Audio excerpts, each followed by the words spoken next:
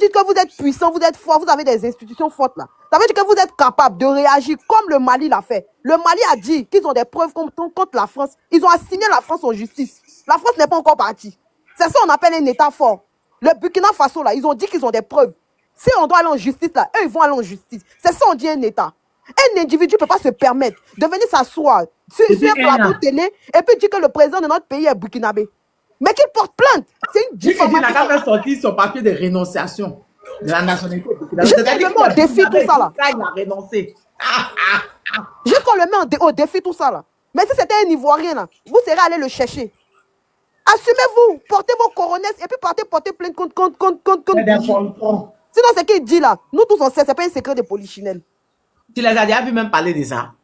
Maintenant, il y a une Tania et Étoile Filante et les autres. Il y a une question qui ressort de là. Pourquoi Bougie en parle? Quelle est son intention? Bougie, je crois qu'il veut se faire racheter devant Laurent Gbagbo. Juste ça, à ton avis. La chute n'est pas loin. Tania, moi je veux dire, c'est tous des manipulateurs. Parce qu'ils savent qu'ils ont mis à la tête de la Côte d'Ivoire. Ils ne veulent pas se racheter auprès de quelqu'un. C'est des manipulateurs. C'est à nous, le peuple africain, surtout les Ivoiriens, de se lever comme une seule personne pour défendre la Côte d'Ivoire. Sinon là, dans 5 ans, la Côte d'Ivoire ne va plus nous appartenir. On va devenir Mauritanie bis. Il y a tant mon tour. Merci. Inès, termine ce que tu disais et puis tu es tombée. Ok, merci. Je ne serai pas longue. Moi, il y a, comme le monsieur Mekava a dit, si j'ai bien prononcé son nom, quelque part aussi, il a raison. Mais il faudrait comprendre que le vrai combat, ne se fait pas sur la toile, au fait. Le vrai combat, ça se fait en dehors, au fait. Donc, les gens vont pas forcément venir montrer, ah, aujourd'hui, on va passer par ici, ou bien on va passer par là-bas. Voilà. Ce que la population, je pense, ce que la population peut faire, c'est de se sensibiliser et d'être fort, mentalement surtout. Voilà. Et puis, on doit s'encourager ici. Mais le vrai combat, là, est-ce que nous, on sera sur le terrain pour le combat? Il y a ceux-là, quand on attaque un pays, il y a ceux qui vont combattre. C'est pas la population déjà qui est devant, en fait. La population vient derrière. Maintenant, les vrais combattants, eux, ils sont devant. Et puis, nous, on les suit. Donc là, il faut pas qu'il va s'inquiéter. Je pense que ceux même qui dirigent les choses là, qui sont sur le terrain là, ils savent comment les choses vont se passer. Voilà, donc il n'y a pas d'inquiétude sur ce point-là. Maintenant, moi je voudrais aussi toucher ce côté-là, c'est que moi je sais que le président Laurent Gbagbo, c'est quelqu'un qui est démocrate, et raison pour laquelle il a facilité à Ado de pouvoir au fait poser sa candidature en tant que candidat exceptionnel. Parce que c'est quelqu'un qui est démocrate. Parce que si tu dis que tu es démocrate et que tu refuses d'accepter les gens, on va se poser des questions. Les gens, les mêmes personnes diront, ah, mais il dit qu'il est démocrate, alors qu'il refuse tel candidat, telle personne, telle personne. Mais pour éviter tout ça, il a accepté pour que, au fait, les Ivoiriens puissent voter librement. C'est ça la démocratie, sans forcer quelqu'un, accepter et suivre celui que ton cœur désire et celui que tu penses que il peut apporter à ta nation, en fait. C'est ça. Et on voit que, au fait, ce monsieur était dans son pays, il a été bombardé, oui, massivement bombardé et envoyé à la CPI. Et on l'a accusé pour crime. Mais au fait, au final, après toutes ces années passées, on nous dit que, ouais, ce dernier-là, il n'est pas coupable. Mais là, on voit la manipulation, en fait. C'est-à-dire, le monde entier voit que... Mais là, il y a un problème, en fait. On peut pas prendre une personne comme ça et l'accuser de 10 années comme ça. Pendant 10 ans. Et pour venir nous dire quoi? Que, ouais, il est pas coupable. Bon, s'il n'est pas coupable, qui est coupable? Et on n'attrape pas ceux qui sont coupables. C'est bizarre, quand même. Moi, ce côté, franchement, ça me fait mal au cœur. Parce qu'on ne peut pas prendre 10 années de la vie d'un être humain, même en dehors de la politique, c'est un être humain, comme tout le monde. Donc quand toi, tu te mets à sa place, si on prend 10 ans dans ta vie, et on t'envoie, et après on dit que non, tu es innocent, bon, qu'est-ce que ça fait? Les gens, soyez un peu humains, quoi, en fait. Parce que j'ai l'impression que les gens, ils sont que, ils font du suivisme, en fait, ils sont plus humains. C'est-à-dire que oui, c'est parti, je suis de telle partie, donc c'est fini, même si le malheur ou quoi que ce soit arrive à l'autre. Non, il faudrait être humain d'abord, avant de rentrer dans un parti politique. Par la suite, qu'est-ce que je voudrais dire encore? Voilà. Finalement, on dit c'est qui est coupable. Moi, c'est la question que je voudrais poser. Et j'ai besoin aussi d'une réponse. Qui est coupable à la fin? Parce que dans un combat, c'est 2 personnes ou plusieurs qui combattent. Mais si on attrape un seul, on finit de le juger. Et la grande Cour pénale internationale, qui n'est pas n'importe quoi dans ce monde, qui a décidé ça, bah, les gens se permettent... En fait, je sais même pas comment m'exprimer sur ce plan. En fait, il s'appuie sur quoi pour encore dire que non, c'est lui qui a créé certaines choses, alors que la justice a déjà clarifié les choses. Donc, on sait très bien. Et je voulais, après ma question, celle-là, je voudrais revenir maintenant. Actuellement, en Côte d'Ivoire, ça fait 15 ans que Ado, il est au pouvoir, d'accord? Personne, vous avez constaté qu'il n'a pas été attaqué. Vous voyez bien la démocratie du président Laurent Gbagbo. C'est ça. C'est-à-dire, c'est un enseignement qu'il nous donne. Ce monsieur, il parle pas beaucoup. Mais même son comportement, ses gestes, au fait, ça parle. Il a pas été, la Côte d'Ivoire n'a pas été attaquée. Mais pourquoi, quand lui, il était là, on n'a pas permis qu'il puisse gérer son pays tranquillement? Au jour d'aujourd'hui, on voit bien qui sont ces personnes qui ont déstabilisé le pays. Parce que vous êtes là. Vous travaillez tranquillement. Il n'y a pas quelqu'un qui vient vous attaquer. Donc, ce qui veut dire que l'attaque ne vient pas de Gbagbo. Donc, la CPI avait raison. Maintenant que vous êtes là, vous avez géré tranquillement. Donc, c'était vous qui étiez venu déstabiliser Gbagbo Laurent.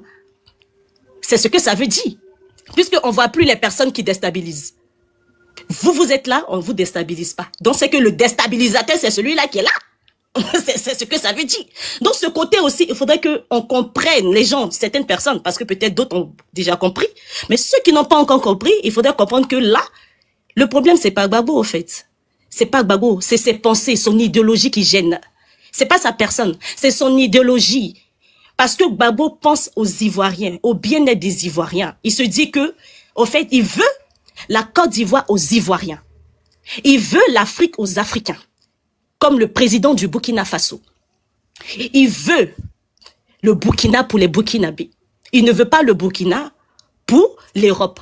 Il ne veut pas le Burkina pour que l'Europe décide quoi que ce soit au Burkina. Mais il peut faire des partenariats, ça, il n'y a pas de souci. Mais dans ces partenariats aussi, il faudrait comprendre que c'est le Burkina qui va avoir plus de pourcentage. Et c'est ce qui dérange. Est-ce que vous comprenez? C'est ce qui dérange l'Europe, au fait, les Occidentaux. Et c'est pareil aussi en Côte d'Ivoire. C'est ce qui dérange les Occidentaux. C'est que eux, ils peuvent pas mettre, au fait, un démocrate en Côte d'Ivoire, alors que c'est eux qui parlent de démocratie. Ce qui est bizarre.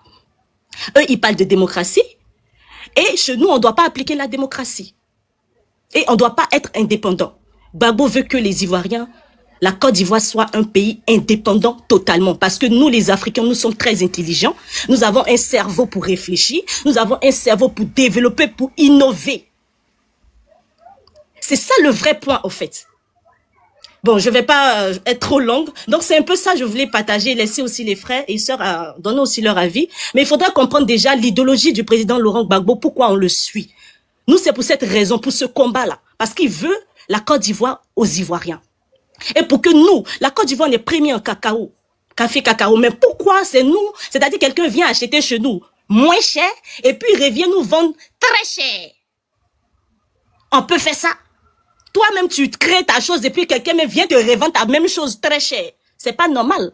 Donc, on veut nous-mêmes aussi, là, profiter. C'est que tu viens acheter chez nous, mais tu viens acheter ça cher. C'est de ça qu'il s'agit, pour que le pays aussi puisse évoluer. Mais il y a certains Africains qui comprennent pas ça, et ça fait mal au cœur. Donc, eux, ils veulent être toujours sur la domination du colonialisme, en fait. C'est ça le problème. Il faut se réveiller, peuple africain. Pas seulement la Côte d'Ivoire, le peuple africain doit se réveiller. Parce que le monde est debout, en fait. Le monde est debout, mais nous, les Ivoiriens, personnellement, nous sommes en arrière, nous sommes en retard. Il faudrait qu'on se réveille, parce que les autres ont commencé à se réveiller. Vous voyez aujourd'hui le Burkina Faso, vous voyez le Mali, réveillez-vous. Parce que c'est pas quand il sera trop tard, on va s'asseoir, on va pleurer. On n'aura que nos yeux pour pleurer. Il faudrait que le peuple africain se réveille. Parce que c'est plus comme avant, où on nous a maltraités, ils ont maltraité nos arrière-parents. Oui, nos arrière-parents là, ils ont pleuré jusqu'à aujourd'hui. Nous qui sommes là encore, on veut pleurer? On veut que nos futurs enfants viennent pleurer encore? Mais pensez à l'avenir, en fait. Ne soyez pas limités et ne regardez pas au bout de votre nez, en fait. Regardez le futur très loin, en fait. C'est de ça qu'il s'agit. Je vais m'arrêter là. Merci beaucoup.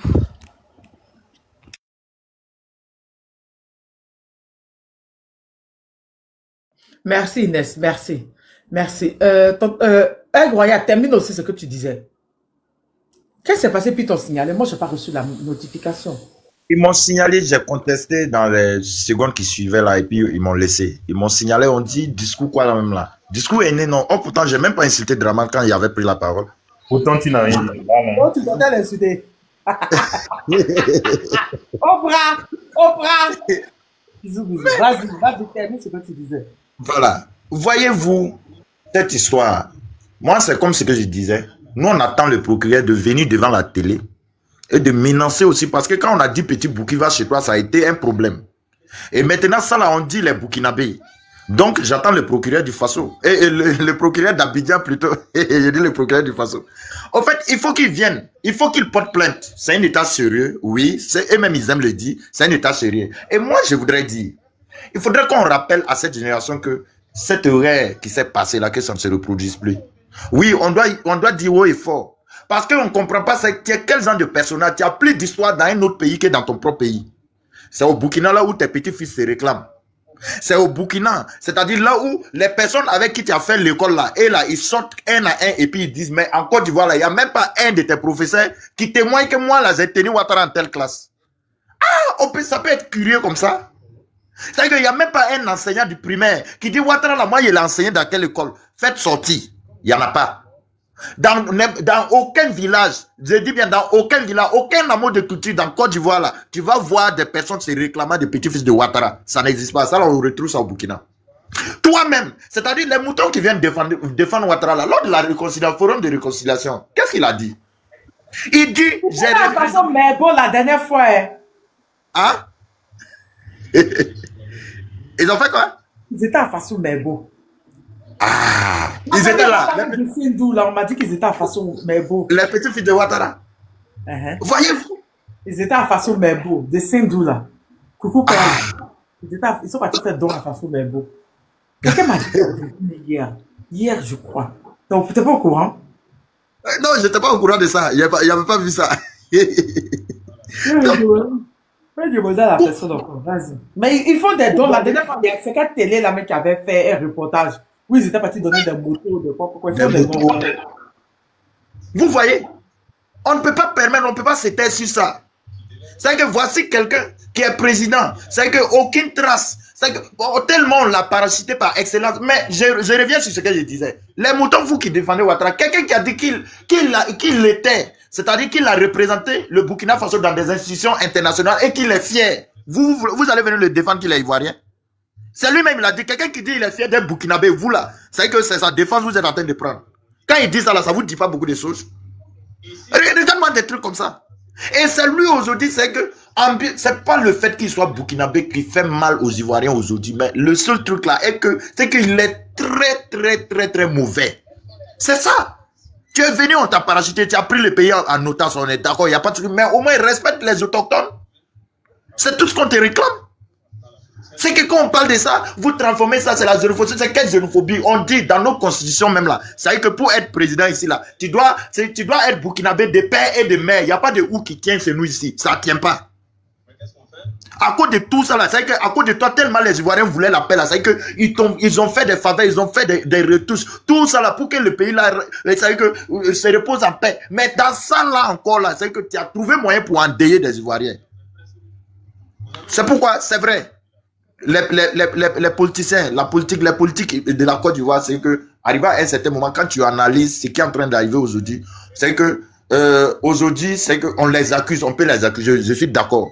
Par contre, pour le cas de Gbagbo simplement, je dis bien pour le cas de Gbagbo simplement, Ouattara a été fait candidat en quelle année? 2010. Mais on connaît, c'est que les parcours, c'est que les périodes difficiles qu'a traversé Côte d'Ivoire à partir de 2000, sous la présidence de Laurent Gbagbo. Mais pour ça seulement là, pour la vie des Ivoiriens, il a jugé, c'est que il faut faire ça pour sauver la vie des Ivoiriens. Mais c'était mal connaître ces rebelles. Mais on dit ça là, Ouattara, tu es le dernier France-Africain en Côte d'Ivoire, même en Afrique de l'Ouest ici, ça a plus se répéter. Vous pouvez aller faire ça en Afrique du Nord, ça vous regarde là-bas, mais en Afrique de l'Ouest ici là, pour nous, ce qu'on connaît ici là, c'est fini. Parce que trop c'est trop, on ne peut pas permettre ça. Et aujourd'hui, c'est toi qui regardes des Ivoiriens droit dans les yeux pour dire non, lui là n'est pas Ivoirien. Quand Bouzy te regarde et puis il te dit là, vous ne pouvez pas le convoquer aussi. Ou bien lui là, on n'envoie pas avion pour le chercher. Sincèrement dit, hein, le professeur est là. Il est météo, il n'est pas trop crié. On va l'écouter. Après, on va rebeloter. Merci.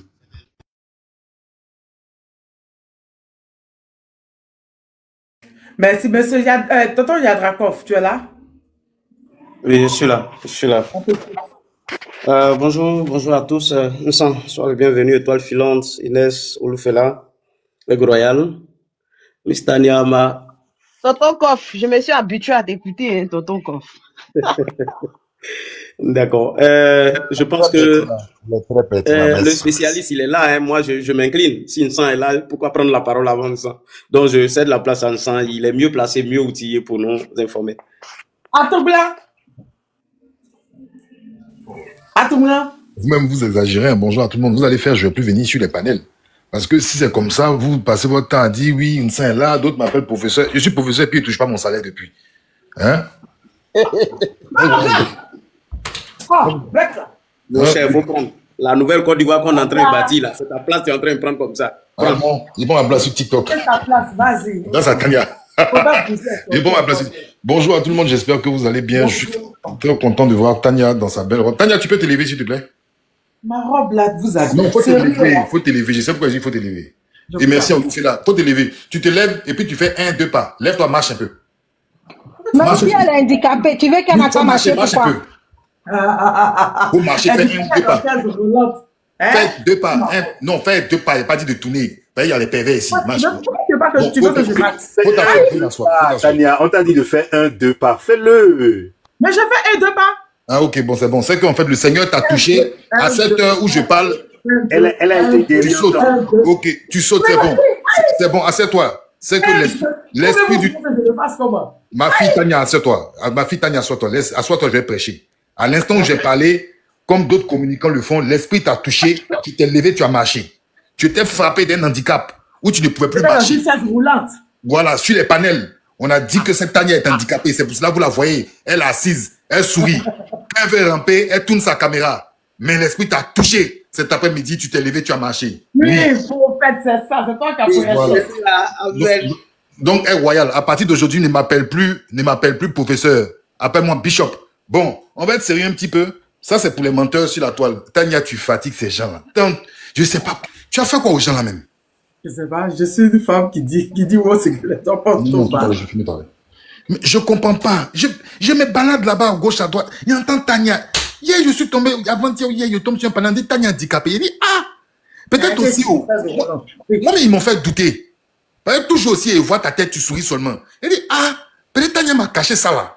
Donc, c'est pour ça que je suis venu et te dit, lève-toi et marche. Et puis, le Seigneur a fait, tu t'es levé, tu as marché. Donc, Tania, allez dire, hein? allez dire aux gens qui disent que Tania est la sœur de Just Kezo. Elle n'est jamais la sœur de Just Kezo. Même si elle aime les chansons de Just Kezo, elle n'est jamais... Bon, Olou, merci en tout cas de m'avoir fait monter. Je profite pour saluer tout le monde. Étoile filante, Madame Inès, voilà, le doyen Yandra. Ama, j'espère que tu vas bien. Aigle Royal, et puis Miss T. Je sais pas la suite, c'est quoi, mais Miss T, bonjour et bonjour à tout le monde. Alors, Tania, le thème, c'est quoi? C'est par rapport à ton tonton libanais, là? Oui, les Libanais. Toi, tu aimes trop les Libanais aussi. Ton affaire des Libanais. Hé, Tania. C'est moi, les Libanais. Hein? Tu aimes trop les Liboules. Tu es dans le sang des Liboules. Il y a accident, oh, c'est Libanais. Il y a politique, oh, c'est Libanais. Ah! C'est vrai, ça, c'est Hezbollah. Tu veux quoi? Dans l'affaire des Liboules. Bon, écoutez, moi, je peux dire quoi? Bon, je pense que Tania a déjà fait le tour, et puis je pense que même l'unique, parce que hier soir, je suis passé derrière. Bon, moi, je pense que, en fait, ce que je peux dire, c'est de pas, on peut pas faire confiance entièrement. On est tous d'accord qu'on peut pas faire entièrement confiance à ce monsieur. Mais c'est clair qu'il est venu passer un message. Il est venu passer un message et il a donné des codes. Si vous remarquez, c'est pour cela que j'ai commencé, j'ai dit à Tania, lève-toi et marche. J'ai fait référence à la Bible. Vous reprenez l'interview, tout ce qu'il disait, il faisait référence à des références chrétiennes. D'accord? Où il parlait des messies, où il parlait même il parlait même des vents. Il y a plein de trucs qui sont liés à la Bible. Et donc, je pense que c'est un discours qui est très codé. Le discours est très codé. En même temps, il passe des messages. Et je peux vous dire que ces messages-là, d'accord, ne sont pas en fait bons. C'est pas bon pour le camp Ouattara. Ça, faut qu'on soit clair. On peut ne pas croire en ce qu'il dit, mais là, il a acté un divorce. Ce divorce-là, en fait, c'est le divorce, en fait, avec Dominique. Ça, c'est clair. Si vous remarquez la première phrase qu'il a dit, D'abord, avant même de parler de Dominique, il a fait référence à la mort. Du genre, si je vais dormir, peut-être c'est pas sûr qu'on va me retrouver. Bon, c'était une ironie, parce qu'on n'est plus à cette époque. À une certaine époque, oui, on pouvait le faire. Parce qu'il y a des choses qui sont claires. Moi, je peux vous dire que le personnage Alassane Dramane Ouattara, quand il s'en ira, pour la grande surprise même du peuple burkinabé, des Ivoiriens, et même des Africains en quelque sorte, vous saurez pour qui il travaille, pourquoi il est venu. Parce que j'ai toujours dit, il y a quelque chose qui m'intrigue. Ouattara, entre 70 et 80, vous ne retrouverez aucun élément vidéo de Ouattara. Et pourtant, il a travaillé dans des organisations sous-régionales, d'accord, et internationales. Il n'y a aucun élément. C'est comme si tout a disparu. Le monsieur, entre les années 70 et les années 80, on ne retrouve rien de lui. Si ce n'est qu'une photo, je crois, du ministre, en fait, je crois que c'est Mohamed, qui était le ministre de l'économie, qui décorait Ouattara en tant que fonctionnaire voltaïque. Mais malgré cela, le RDA a démenti. Ils ont dit non, c'est faux, c'est une photo montée. Donc, vous allez voir ces surprises-là. Mais pour qui Ouattara travaille véritablement? C'est ça la question. Pour qui travaille-t-il? On sait qu'il est parti aux États-Unis. Il a commencé aux États-Unis et il est venu à la BCAO. Donc, pour qui travaille-t-il véritablement? C'est ça la question. Comment Ouattara, pour qui travaille-t-il? Pourquoi il est venu spécialement en Côte d'Ivoire? Il n'est pas allé au Sénégal, il n'est pas allé dans d'autres pays. Il a quitté, d'accord, la Haute-Volta et il est allé. Donc, il y a beaucoup de choses qui sont intéressantes. Ce qui me rassure, c'est que beaucoup de personnes comme l'ambassadeur, M. Frédéric Guirma, qui avait déjà donné des indices, les gens ont voulu démentir. Mais je vous dis, soyez scotchés, ce n'est que le début de ce qui se passe. Il y a encore d'autres révélations plus fracassantes qui vont sortir concernant ce pouvoir. Mais je vous dis quelque chose. Avant tout conflit, et il faut faire attention, il faut veiller. Avant tout conflit, il y a des indices. Les conflits sont liés souvent aux matières premières.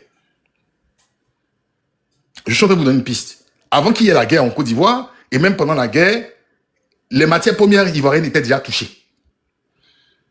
Et certains investigateurs ont perdu la vie jusqu'aujourd'hui, on ne sait pas qui les a éliminés. Je vous donne une piste. Donc, ceux qui sont en train de préparer leurs élections, vous êtes en train de faire votre mandat, vos campagnes, faites vos campagnes. Mais je vous dis que la Côte d'Ivoire est dans une situation d'impasse, ça c'est clair. Et moi, je ne viens pas ici vous annoncer la catastrophe, hein, parce que je ne suis dans aucun groupe armé, même si on me dit que M. Ibrahim Maïga me paie. Depuis là, j'ai écrit à M. Ibrahim Maïga, il m'a pas encore envoyé un rappel de salaire ni un contrat. Mais je suis en train de vous dire que ce n'est pas seulement ce fait-là. Il y a une réalité, c'est que la Côte d'Ivoire aujourd'hui est un pays qui est très stratégique, déterminant même pour l'issue de la France. La France ne maîtrise pas forcément les tenants et les aboutissants de la crise ivoirienne, parce qu'il y a une réalité, il y a un fait qui est déterminant qu'on néglige, mais que Bourgi l'a dit hier dans son interview, la jeunesse. Vous comprenez pourquoi Ibrahim Zighi a été pris. Parce qu'il y a quelque chose qui est vrai, et dans les pays même de l'AES qui s'est passé, qu'on néglige. On pense que ce sont les hommes politiques ou ceux qui sont au pouvoir qui font le pouvoir. Mais je peux vous dire que l'AES tient jusqu'aujourd'hui parce qu'une bonne partie de sa population est jeune, elle est dans une dynamique. Et hier, M. Bourgi qui est sur les TikTok, certainement il connaît Tania. Donc, Tania, par moment, il a dit, hein, il est sur TikTok. Dans l'interview, il a dit, il se promène sur TikTok. Donc, de temps en temps, tu peux lui faire... Il a dit. Voilà. Ouais, il a bien dit, ouais.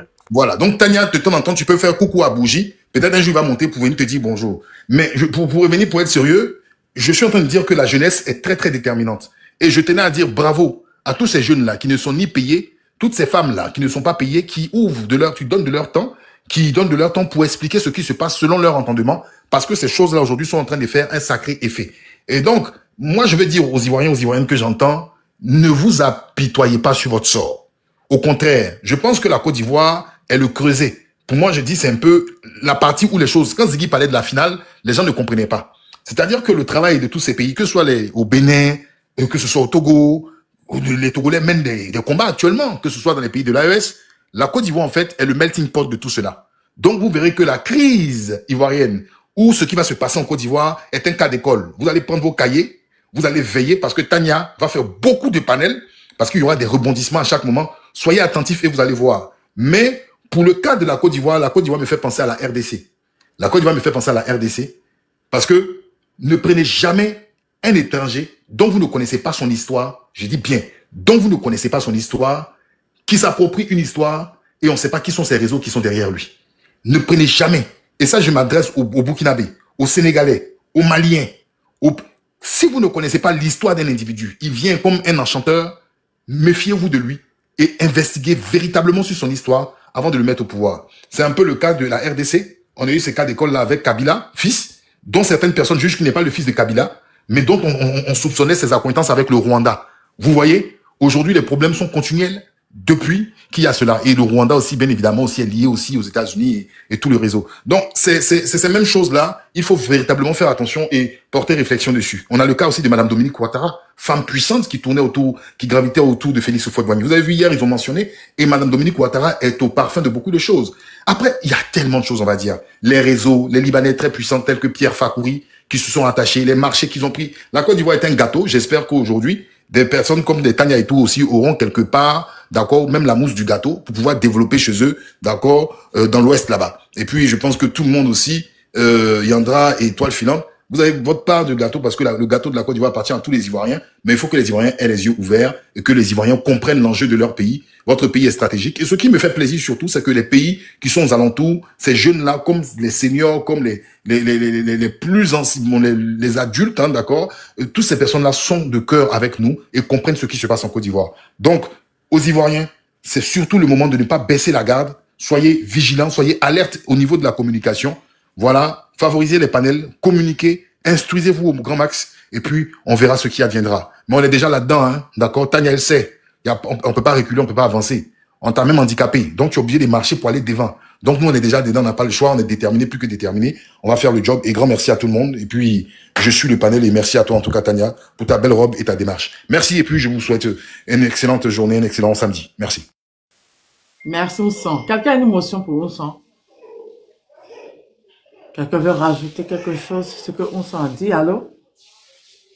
Est-ce qu'on m'entend? Oui, on t'entend très bien, Tania, on t'entend très bien. Oui, non, moi, j'ai juste une phrase à dire, parce que ce qu'il dit est vrai, parce que je l'ai écrit dans les commentaires aussi, il faut qu'on apprenne à connaître ces gens-là, qu'on mette à la tête de nos États en Afrique. Parce que nous, on y va vraiment avec les sentiments, et Vincent dit quelque chose qui me traversait aussi depuis hier, depuis la nuit que je suis tombé dans ton live par rapport à Bourgi, mais il a présenté avec insistance son inquiétude quant à ce qui se passera en Côte d'Ivoire dans les semaines et les mois à venir. Et ça a vraiment retenu mon attention, tu vois. Et quand je t'entends parler encore, vraiment, ça me revient incessamment. Il est très inquiet, mais pourquoi tout ça? Est-ce parce qu'il sait que quelque chose se prépare? Est-ce parce qu'il sait ce qui va se passer? Je reste vraiment avec beaucoup de questions, en tout cas, vraiment. Je peux répondre déjà à celle-là. Oui, vas-y, toi. Oui. Je pense, après mon analyse depuis le début de tout ce qui se passe en Côte d'Ivoire, c'est que les mêmes causes produisent les mêmes effets. Je le martèle beaucoup quand je monte sur les panels.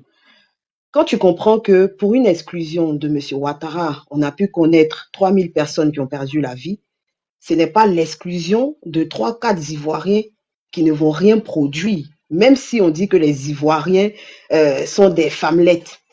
Donc, partant de ce fait, et quand on a une personne comme Gbagbo Laurent, qui lui était président de la République quand les événements se passaient, et qui a perdu son pouvoir, qui est parti du pays 10 ans après, qui est revenu, et qui essaie d'un temps soit peu se racheter ou se rattraper sur la scène politique et qu'on l'empêche de pouvoir compétir, on est bien évidemment sûr que ça va créer forcément des troubles. Et comme lui-même il le dit, ce n'est pas l'absence de paix qui crée les problèmes. Bon, ça, il n'y a pas que lui qui l'a dit, hein. Il y a aussi un excellent philosophe qui le disait dans le temps. Il n'y a pas que l'absence de paix qui emmène les troubles. Les troubles se créent généralement au sein de la population, c'est-à-dire les exclusions, les stigmatisations, la frustration. Toutes ces choses-là concourent à créer une instabilité dans un pays. Et quand on regarde la Côte d'Ivoire aujourd'hui, on se rend compte que tous les condiments sont là. Tout est bien réuni pour créer un boom, tu vois. Et Ouattara s'entête, malgré tout ce qu'on lui a dit. Déjà, son 3e mandat, il était illégal. Le président Gbagbo a dit, c'est parce que j'étais pas là. Mais le 4e mandat, il est de trop. Il est de trop. Et je pense que même les personnes qui le financent le lui ont dit. Mais il veut s'entêter. Pourquoi il veut s'entêter? Il veut s'entêter, bien évidemment, comme Nsan le disait tantôt, tout de suite, par rapport à tout ce qui est ressources. La Côte d'Ivoire, c'est un pays qui est stratégiquement très bien placé. Autant sur le plan du golfe de Guinée, le cacao. En fait, toutes les matières de Côte d'Ivoire sont très stratégiques. Et ça, Oufoué l'avait déjà prédit bien avant qu'il ne parte. Donc, il y a tous ces éléments-là. Il y a toutes ces conditions. Et le pire encore, c'est que il y a l'AES. Il y a l'AES. Et ça, c'est la géopolitique. Et l'AES, c'est, on va dire, la boîte de Pandore. L'AES, c'est la boîte de Pandore. La Côte d'Ivoire avait entamé ce processus-là, mais l'AES est l'accomplissement de ce processus. Je te rappelle que Olufela, avant que la Côte d'Ivoire ne puisse être attaquée, la rébellion a été formée au Burkina Faso, avec des tentacules aussi au Mali et tout ça. Tu comprends? Donc aujourd'hui, ces pays-là ne sont pas favorables à Ouattara. Donc, est-ce que tu comprends un peu l'effet boomerang? Ça veut dire que l'histoire se répète. Et quand tu regardes bien dans le fond, l'histoire se répète, mais de façon, cette fois-ci, ça sera de façon positive. Et c'est toute cette frustration, comme je le disais d'emblée, toute cette frustration-là qui va revenir, pas à Ouattara, parce que aujourd'hui, le combat, là, ce n'est même pas Ouattara. Moi, je l'ai dit la dernière fois, Ouattara, c'est une question de formalité pour le faire partie. Le véritable problème, mais c'est le colon. Et toute cette frustration qui a été engendrée, toutes ces ingérences, toute cette condescendance de ces colons-là ont créé, comment on appelle ça, un grand mépris dans le cœur des Africains, mais ça a aussi nourri la force, ça a aussi donné la force et ça a aussi nourri le courage des Africains de bien évidemment couper radicalement la chaîne. Parce que si tu te souviens, au Olufela, les indépendances dans le passé ont été négociées. Parce qu'aujourd'hui, beaucoup disent que nous sommes indépendants. Non, nous ne sommes pas indépendants. Sur la forme, nous sommes indépendants, mais dans le fond, nous ne le sommes pas. Et la majorité des Africains l'ont compris. Donc aujourd'hui, là, nous sommes arrivés à un point de rupture. Quand eux, ils le font, ou quand eux, ils sortent pour raconter ce genre de choses, c'est pour essayer d'arrondir les bords. Parce que comme Oussan le disait tout de suite, ils ne savent pas comment ça va se passer. Sur quel pied danser. Donc, ils sont en train de pousser les pions, ça et là, parce que eux, là, c'est comme ça ils sont. Quand ils mettent des dictateurs au pouvoir, ils financent aussi des, entre guillemets, des pseudo-oppositions pour casser les noix à ces dictateurs-là. Donc aujourd'hui, là, ils ne savent pas sur quel pied danser. Mais une chose est sûre, si la Côte d'Ivoire sort de ce griffe, elle sortira de façon positive et la personne qui viendra après, je te le promets, va aller dans le sens du panafricanisme. Et c'est de ça qu'ils ont peur. C'est pour ça qu'ils essaient maintenant de vouloir négocier pour pouvoir se trouver une place dans la future Côte d'Ivoire qui arrive. Exactement. Et rappelle-toi, il y a une partie dans sa sortie où il évoque le fait que les peuples africains aujourd'hui sont plus friands quant à ce qui se passe dans l'AES, tu vois. Il l'a dit aussi ça avec insistance. Est-ce que, enfin, bon, pour moi, c'est tout ce conglomérat-là, pour moi, qui peut expliquer aussi, comme tu l'as dit tantôt, ses peurs et ses inquiétudes qu'il a. Effectivement, effectivement. Mais la peur même, la peur, c'est parce que on ne veut pas perdre. Essaie de chuter, toi, s'il te plaît. Oui. Vas-y, Inès, c'est bon, je comprends. Inès a une motion. Fais ta motion, Inès, s'il te plaît. Après, on va écouter Inyandra. C'est lui il devait avoir la parole. Ouais. Inès, vas-y, fais ta motion. Je voudrais dire que, comme Madame Étoile l'a dit tout à l'heure, effectivement, le réel problème, au fait, de chez nous, en Afrique, c'est surtout le colon. Ça, c'est quelque chose, c'est l'idée générale. Bon, on va dire l'idée générale, mais c'est le vrai problème. Voilà. Mais, avant même de parler des colons, parce que les colons, vous savez, ils viennent pas, au fait, directement nous attaquer. Ils passent toujours par nous-mêmes. C'est-à-dire que le peuple même, les gens du peuple, au fait, pour venir attaquer, au fait, le pays en question. Je sais pas si j'explique mieux. C'est-à-dire, ils vont utiliser certaines personnes de souche, c'est-à-dire qui vivent là. C'est eux-là qui vont utiliser pour attaquer leur propre peuple. Et c'est comme ça, eux, ils se couvrent, au fait. Tu ne vas pas voir un Français, il va venir en même temps directement faire des choses, au fait, en Afrique. Ils vont toujours utiliser des personnes, au fait, de ce pays-là ou un Africain, voilà, qui va venir maintenant instaurer ce que eux ils veulent. Donc le réel problème aujourd'hui, moi je pense que c'est déjà, au fait, résoudre, au fait, c'est-à-dire guérir la plaie qui est à l'intérieur même des peuples africains d'abord, avant de parler des colons. Parce que tant qu'on aura des traites, tant qu'on aura des gens sur le côté, bah, le problème va jamais finir, au fait. C'est pour cela l'Afrique est debout aujourd'hui, pour que nous-mêmes, là, on va régler nos rembats entre nous d'abord. Et puis maintenant, là, les colons, là, ça, c'est un autre discours. Eux, là, maintenant, on peut aller contre eux. Mais si tu n'as pas encore détruit, tu n'as pas encore, éradiquer ce qui est en train de te détruire là. Comment toi on peut pas aller attaquer les autres. C'est pas possible. Donc nous, on doit être unis, solidaires, parce qu'un peuple uni, c'est ceux-là qui peuvent vaincre. Voilà, c'est ceux-là qui peuvent vaincre. Mais tant qu'il y a la division, on peut jamais y arriver. Tant qu'il y aura la division entre nous-mêmes, peuple africain, on peut pas y arriver. Et ce qui me plaît au jour d'aujourd'hui, c'est que le peuple africain est réveillé. Le peuple africain est debout. Voilà, on dort plus. On a compris maintenant. La jeunesse aussi d'aujourd'hui a compris. On peut pas nous manipuler. Nous-mêmes, on voit, on comprend, on écoute, on lit, on se cultive. Donc là, ça peut plus passer ce qu'ils font. Voilà. Donc, ce que je voulais faire comprendre, c'est que il faudrait que nous-mêmes là, on commence encore à accepter d'éradiquer, d'enlever ceux-là même qui sont les mauvais pions, pour que, ensemble maintenant là, on puisse maintenant faire notre rembat avec les colons, au calme. Donc du coup là, au jour d'aujourd'hui là, on a vu le Burkina, ils ont déjà fait le pas. On a vu le Mali, ils nous ont montré le chemin. C'est à nous de suivre aussi ce chemin. Et c'est ensemble, les autres là, ils vont fléchir genoux aussi devant nous. C'est-à-dire que ça sera l'inverse. Comme nous, les Africains, on venait galérer ici là, en Europe là, c'est quoi aussi là? Quand l'Afrique va être debout là, ça sera l'inverse. C'est quoi ça y est? Et c'est ce qu'on assiste là. Vous voyez qu'il y a les guerres, il y a les trucs qui se passent là. C'est vers là-bas on s'en va. Donc si on a compris ça là, dès maintenant on n'a qu'à être debout, on n'a qu'à se réveiller. Ne pensez pas seulement à parti politique, pensez à votre futur. Pensez au futur de l'Afrique au fait. Voyez plus loin. Sinon, parti politique là, dans chaque pays il y a des partis politiques. C'est pas ça le plus important. Le plus important là même là, c'est l'Afrique tout entière. Donc si on veut revenir maintenant à faire des partis politiques là, nous on suit Koudou Laurent Gbagbo, au pas Koudou Laurent Gbagbo, oui, c'est c'est lui là, nous on veut, c'est lui là le peuple veut, parce que c'est lui là qui a notre vision, et puis c'est lui là qui peut faire debout l'Afrique aussi. Il va participer à tous les présidents africains qui veulent faire debout l'Afrique. C'est ça nous on veut. Voilà. Donc pour ceux qui comprennent pas pourquoi on le suit là, c'est cette raison, parce que lui il veut que l'Africain soit à l'aise chez lui. Voilà.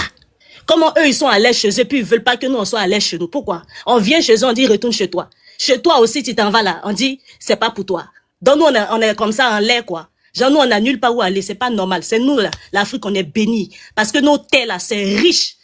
Eux, ils disent que oui, l'Afrique est pauvre. C'est pauvre. Et puis vous êtes toujours là, au fait. Vous êtes toujours là en train de piller, en train de voler.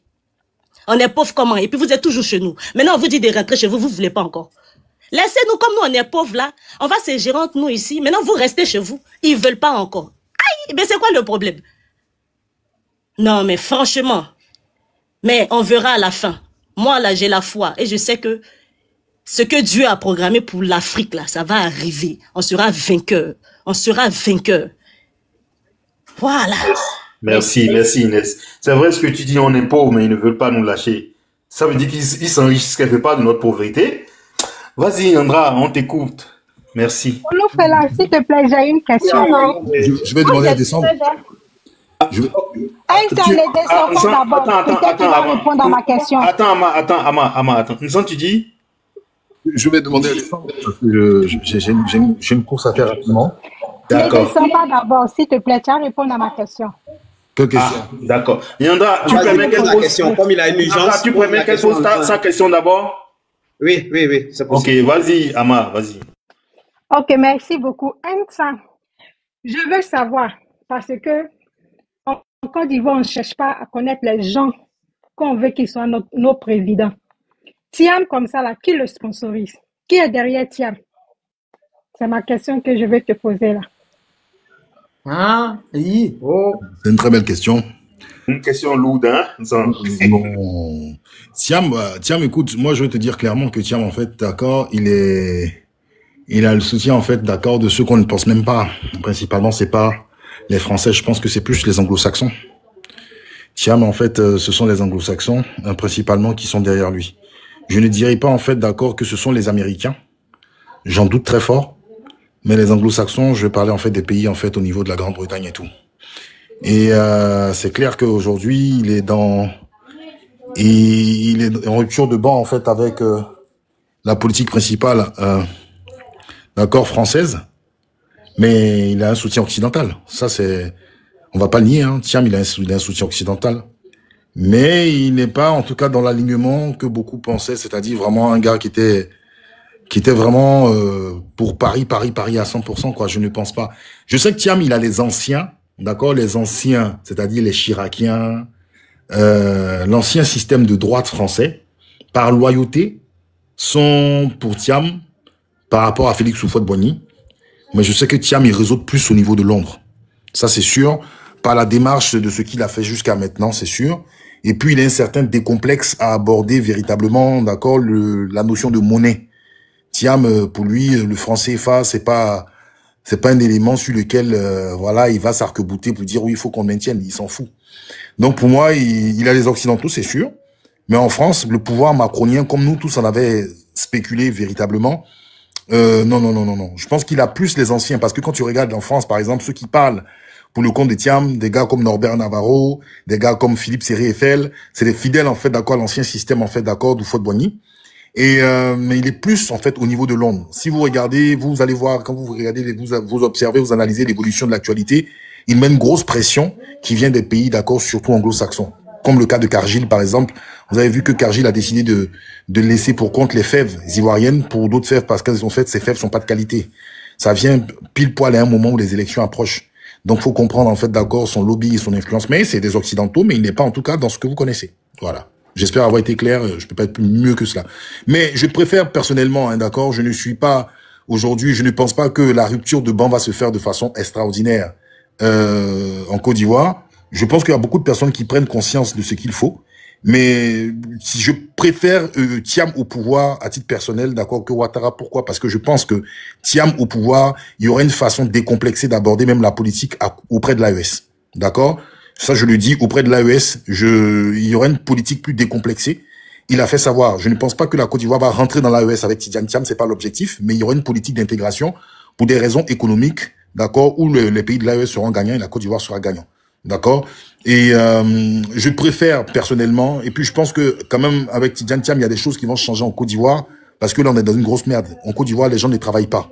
On nous fait croire que le pays travaille, mais les gens volent trop. C'est pas possible. Les gens volent, ils volent. Donc ça, c'est quelque chose aussi. Et puis déjà, on pourra aborder déjà le choix politique, les programmes politiques dans un débat sain, parce que ce qu'on fait aujourd'hui à la CEI et au Conseil constitutionnel, avec le prochain qui viendra, en tout cas, ça n'existera plus en Côte d'Ivoire. Parce que ça a duré plus de 15 ans. C'est depuis 2000 que ça a commencé tout cela. Faut qu'on mette un terme et on passe à autre chose. Et faut pas oublier aussi qu'il y a beaucoup de choses qui sont restées en suspens. On a eu le génocide des Oué, d'accord, le génocide des Oué. On a eu les victimes de part et d'autre. On a eu à Non-Quoi-Coûter. On a tous ces trucs-là. Il faut qu'on règle ça aussi. Donc, il y a trop de trucs qui sont en suspens en Côte d'Ivoire sur lesquels, parce que ces éléments-là, quand ils seront réglés, ça permettra même de créer une atmosphère de réconciliation. Parce que c'est sur ces éléments-là que Ouattara a échoué.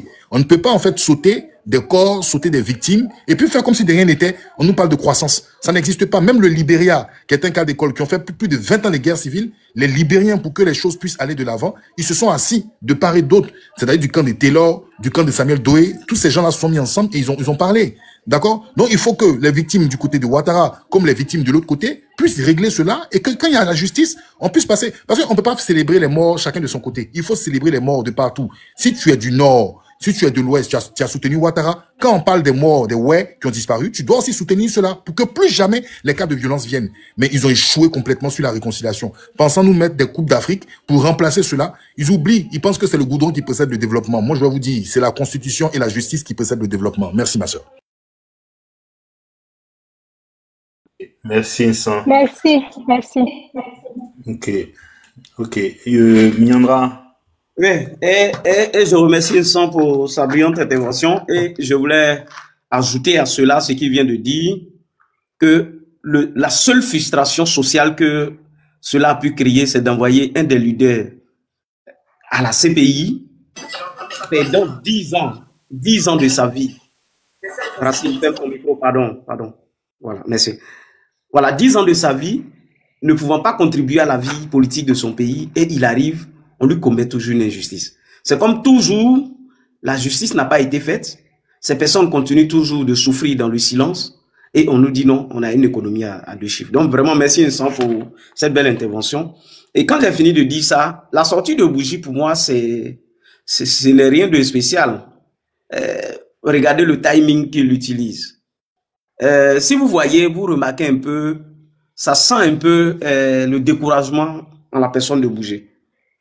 Quand il répond aux questions, vous voyez qu'il cherche les mots, il est obligé de s'arrêter, marquer un arrêt avant de répondre, voulant trouver les mots pour pouvoir une manière voilée, en quelque sorte, son désarroi et son découragement pour ceux qui l'envoient. Ça veut dire quoi? Quelque part, vous remarquez très bien quand le président Laurent Gbagbo allait être bombardé dans sa résidence, il y a un audio qui a fuité, où il y a un journaliste qui posait la question à Laurent Gbagbo, est-ce que vous êtes un kamikaze? Est-ce que vous aimez la vie? Vous voulez qu'on vous tue? Il a dit non. Je ne suis pas un kamikaze, j'aime la vie. Cet audio a circulé bien avant le bombardement, si vous voyez très bien. Mais pourquoi ce journaliste était-il rassuré? Quelque part, il y a des réunions secrètes qui ont été faites où les gens ont dit que la meilleure, l'ultime moyen, le recours, c'était à la force et aux armes. Donc, quelque part, si vous voyez qu'aujourd'hui, Robert Bougie est en train de se comporter ainsi, ils ont dû peut-être dans les... Je ne suis pas dans le secret des dieux, mais c'est mon analyse personnelle. Les gens ont dû faire comment on appelle, des consultations de part et d'autre. Ils ont attiré l'attention de Ouattara lui-même. Ils lui ont dit, bon, à la lui, les choses s'en vont. Mets les autres dans peut-être le circuit et puis on verra comment on pourra sortir par derrière. Voir si même tu pourrais gagner. Il a dit non. Il a refusé. Donc aujourd'hui, quand vous voyez qu'il est en train de montrer ce désarroi, ça veut dire que eux-mêmes, ils sont en train de jouer à l'équilibrisme et sauver leur face.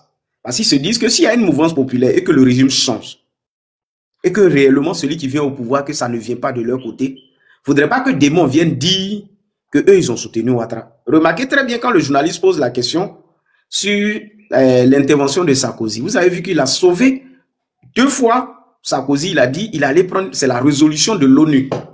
Il n'a jamais affirmé. Allez-y suivre l'intervention, vous allez comprendre. Il va dire, Sarkozy est venu avec la résolution de l'ONU. Pendant que les autres journalistes qui posaient la question avec l'autre consultant qui était sur le plateau, lui faisaient comprendre que, mais c'est vous qui avez attaqué Laurent Gbagbo et son pouvoir. C'est vous qui avez tout mélangé en quelque sorte en Côte d'Ivoire. Mais Robert Bougie n'a jamais reconnu. Donc, quelque part, ces personnes-là sont dans la manipulation, comme quelqu'un le disait tout à l'heure. Et vous allez comprendre que le timing choisi, c'est pour détourner la masse parce qu'ils savent que quelque part, les Ivoiriens ont leur dévolu sur le 4e mandat. À part que ça, on n'a plus d'autres sujets. C'est pourquoi, déjà, on n'ira plus sur un autre panel discuter. Moi, aujourd'hui, Dieu merci, Vincent l'a relaté sur son panel la dernière fois. J'avais pris depuis un certain temps à adopter ce système-là, de ne plus aller discuter avec qui que ce soit. L'heure n'est plus au débat. Mais aujourd'hui, Ouattara a éliminé tous les candidats. Il dit qu'il va pour un 4e mandat. Nous, les Ivoiriens, qu'est-ce qu'on fait? C'est pourquoi je suis d'accord avec Mekava, ce qu'il dit. Concrètement, qu'est-ce qu'on fait? Alors, donc, on est déjà dans l'optique de pouvoir déstabiliser, pas notre pays, mais le régime Ouattara doit tomber parce qu'il n'aura pas de 4e mandat. Ça, il faudrait que tous les Ivoiriens, à tout bout de champ, quand on te demande, on te réveille dans ton sommeil, quand tu te réveilles, le premier mot que tu vas prononcer, il n'aura pas de 4e mandat. Quand on te dit c'est un mandat illégal, c'est tout. Donc, plus de débat. Et c'est ça qui fait peur parce que remarquez très bien, depuis qu'ils se sont prononcés, le Conseil constitutionnel s'est prononcé, remarquez très bien, il y a eu 2 choses qui se sont passées dans le pays. D'abord, il y a un silence refroidissant. Il n'y a pas eu bruit. Les gens sont restés calmes. Ça fait tellement peur au RHDP. Et vous avez vu que déjà à Zikiso, il y a des responsables du PPAC qui ont été enlevés. Récemment, on vient de parler de Divo, où ces personnes ont été enlevées. Et ça va continuer ainsi, aller toujours dans l'intimidation. Remarquez très bien, Assalé Tiemoko et Toby Vincent ont rendu visite au président Laurent Gbagbo. Ces actions ne sont pas anodines. Mais quelque part, c'est le président Laurent Gbagbo qui disait à l'un de ses meetings, quand le moment viendra, la gauche va se réunir. Quand ils sont partis, qu'ils ont tapé poteau, vous avez vu qu'aujourd'hui, ils sont en train de revenir vers la voie de la sagesse. Une manière de discuter, de se mettre ensemble pour dire réellement, on est parti, nous-mêmes, on a vu ce qui se passait. C'est Vincent Tobiré qui était sur le plateau, qui était en train de parler du baromètre. Comment on pouvait savoir que le parrainage que nous avons donné là, à part le Conseil constitutionnel qui pouvait vérifier. Et vous avez vu Daouda dans sa prise de parole, il était tellement excité que lui-même n'arrivait même plus à se contrôler. Et il a parlé des tablettes qui ne marchaient plus. Entendre déjà, dès les élections de 2020, déjà, beaucoup on avait déjà signifié ça. Mais c'est ce que l'opposition disait depuis combien d'années? Mais il a fallu que les gens aillent se casser le visage pour que réellement ils reviennent vers Laurent Gbagbo aujourd'hui pour dire, bon, le vieux, nous on est d'accord avec toi, bon, qu'est-ce qu'on fait? Le vieux dit, ok, calmez-vous, voici la marche à suivre. Donc, quelque part, nous les Ivoiriens, j'ai dit, la cupidité et la gourmandise de nos aînés. C'est pourquoi la dernière fois quand j'étais sur le panel, j'ai dit, nos éminents juristes, M. Ouagaoubou, toutes ces personnes, aujourd'hui, nos chefs religieux, les rois et chefs traditionnels, j'ai interpellé les uns et les autres, ces aînés sont-ils dans ce pays? Y a-t-il une société civile? Amnesty International, Human Rights Watch, où sont-ils? Vous avez vu que depuis 15 ans, M. Ouattara, dites-moi quelle action concrète les gens ont menée contre l'arrestation. Et même récemment, celle de Ziggy, qui est récente, où les Ivoiriens, c'est ce même jour où, par exemple, on a dit lundi, on doit sortir pour la libération de Ziggy, c'est le même jour que le Conseil constitutionnel se prononce. Une manière d'étouffer le gros scandale de l'enlèvement du jeune homme, parce qu'il a parlé réellement de la finale qui devrait se jouer, comme on appelle, le 10 septembre. Vous voyez un peu. Et ils sont sortis au lieu de 10, ils sont sortis le 8. Donc, quelque part, la lanterne déjà, on est en train de voir qu'il y a une grosse peur dans le camp du RHDP. Ils sont dans la débandade et aujourd'hui, toute action croyant à intimider l'opposition, au contraire, la rend plus fort. Parce que jusqu'au jour d'aujourd'hui, c'est pas parce que vous avez arrêté Ziggy que nous n'allons plus parler. Et c'est maintenant même, ça nous donne encore de l'essence, la force de pouvoir dire, décrier l'état de la société. Et voilà pourquoi aujourd'hui, ils sont en train de mettre tout le monde sur écoute, essayent de travailler sur les réseaux. Vous allez voir aujourd'hui, les caméras sont en train de se multiplier à chaque carrefour, une manière de pouvoir contrôler la Côte d'Ivoire. Mais est-ce que réellement vous êtes Dieu? Un homme n'est pas censé tout contrôler. Un homme se fatigue. Quelle que soit sa force, voici au Népal, voici des ministres aujourd'hui qui sont battus par la population, jetés dans la rivière. D'autres sont enlevés par des hélicoptères et ces images font le tour du monde. On nous fait comprendre que la Côte d'Ivoire est sécurisée. Mais nous n'allons pas en guerre contre vous. Mais on dit que ce mandat ne passera pas parce que la loi fondamentale qui est la loi qui permet à la Côte d'Ivoire d'être en sécurité et aux générations de pouvoir vivre, c'est cette loi-là qui est violée et vilipendée à tout moment. Et on dit arrivé un moment, c'est pas un pépé de 83 ans qui doit aller au repos, qui va venir encore nous donner un avenir radieux. C'est plus possible. Ça se vit. Alors donc nous jeunes, on a décidé de dire non pépé, tu es fatigué, il faut aller te reposer. Maintenant, s'il veut pas, nous sortions. Mais le fait de sortir ne veut pas dire que forcément vous devriez tirer sur nous. Donc c'est vous qui êtes le problème, c'est pas nous. C'est pas nous parce que la constitution du pays dit, quand on n'est pas d'accord, tous les Ivoiriens sont nés égaux. En Côte d'Ivoire, et quand il y a un ras-le-bol ou bien ils sont pas contents de quelque chose, ils peuvent sortir les mains libres et le décrier et c'est ce qu'on fait. Mais regardez très bien, Ziggy fait une petite vidéo où lui-même il vient encore expliquer la vidéo, ce que vous n'avez pas compris. Mais ça lui a valu ce qu'on a vu là. Aller l'enlever, même la télévision, saccager sa maison. Pour finir, on dit non, Ziggy se retrouve en prison. À la Maca. Et jusqu'au jour d'aujourd'hui, il n'y a pas eu de communiqué officiel, rien n'a été fait, personne n'en parle, et on dit non, le Conseil constitutionnel s'est prononcé, gare à la personne qui va sortir. Mais vous savez très bien que c'est parce que les Ivoiriens vont sortir que vous êtes en train de menacer. On va sortir. Et aujourd'hui, vous avez fait la liste, les réunions ne finissent point. Ils ont déjà fait des listes où il y a des noms qui sont cités, où déjà ces personnes-là sont tracées à longueur de journée. Une manière de pouvoir, si possible, le moment venu, on va les arrêter en masse. Mais vous pensez que c'est ça qui va nous faire reculer? Non. Non, M. Ouattara a tapé 15 ans sur la Côte d'Ivoire. Son projet de société, le programme qu'il avait élaboré aux Ivoiriens, où il a dit ne donne pas ta voix à la pauvreté, ne donne pas ta voix au chômage, il n'a pas pu respecter cela. Et c'est de ça qu'on parle. On n'a pas dit qu'il n'a pas fait de goudron. Nous, on ne l'a pas élu pour faire goudron.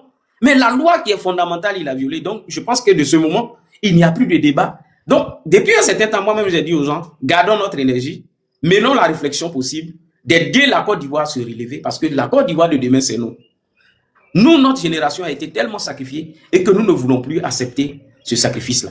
Le moment est venu pour pouvoir créer une Côte d'Ivoire, les conditions dans ce pays, pour sécuriser la vie de nos enfants et de nos arrière-petits-enfants qui arrivent. Donc, de ce fait, il est temps de se lever et de dire stop au 4e mandat et je m'arrête là, j'attends l'émotion.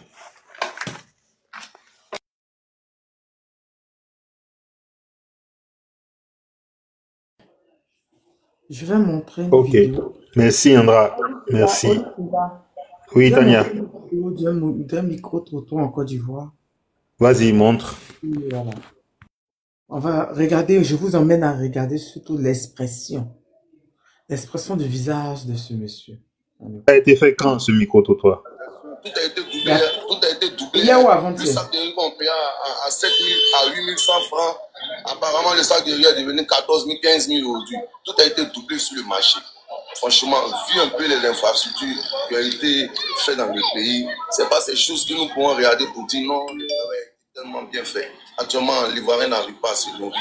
La première des choses, on n'arrive pas à se nourrir. On n'arrive pas à dormir tranquillement dans une maison. On n'arrive pas même à scolariser des enfants. C'est vraiment un problème très grave. Alors, il a échoué.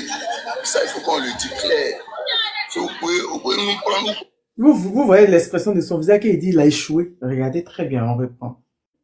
Oui, ça, il faut qu'on le dise clair. La première des choses, on n'arrive pas à se nourrir, on n'arrive pas à dormir tranquillement dans une maison, on n'arrive pas même à scolariser des enfants. C'est vraiment un problème très grave. Ado, il a échoué. Ça, il faut qu'on le dise clair. Si vous pouvez nous prendre, vous pouvez nous mettre tout là où vous voulez. Mais il a échoué. Il a sincèrement échoué. Ça, je le dis haut et fort. Il a échoué. Sa gestion, c'est une gestion qui a échoué. Voilà. Moi, que tu promènes ça par toutes les images. Il a échoué. Oui, on se rappelle des années. Je me rappelle, cette activité que j'ai fait, il est connu en 2010. En décembre 2010. Je me rappelle en décembre 2010 et je me rappelle aujourd'hui que vraiment, sa gestion, il a échoué. Il a agi échoué. Il n'a rien fait de bon dans ce pays. Le mot est fort, hein? Échoué. Il a échoué. Ça, je le dis haut et fort. Quand il a les infrastructures du pays, tu sais, on ne peut pas le pays, c'est vrai. Les infrastructures dont tu parles. Ça peut dire que... Mais Tania, il n'est pas loin de pleurer là. Hein? Il n'était pas loin de pleurer. Hein? Ça peut dire que les micro-trottoirs maintenant en Côte d'Ivoire, les gens n'ont plus peur. Les langues se délient. Les gens nous disent de quitter. Quand on veut qu'ils partent, on est fatigué. Un enfant de 13 ans a fait un micro-trottoir. Regarde, je mets pour l'enfant de 13 ans, tu seras choqué. Je mets. La vie en Côte d'Ivoire est très très dure. Pour un SMIC de 75 000, je crois, à la maison, les studios, simplement qui vaut les 120 000 à 130 000. C'est très dur pour nos parents. On mange comment? On vit comment? On dit qu'on laisse jouer au foot. On fait comment pour se déplacer? Le local même, c'est bizarre. Tout est bizarre. Au travail même, souvent même, on dit que, au lieu de 5, bon, le 10, on vous renumérez votre salaire. Ça ne vient pas. Dans ça, on doit payer. Vous voyez, ça devient difficile, ça devient compliqué pour nos parents. Donc, le gouvernement va essayer de revoir ça en augmentant le SMIC. Le petit là, dans la vidéo, disait que le SMIC, parce qu'on parlait du SMIC, tu vois, on disait, est-ce qu'avec le SMIC en Côte d'Ivoire, est-ce que est-il réellement possible de louer un appartement?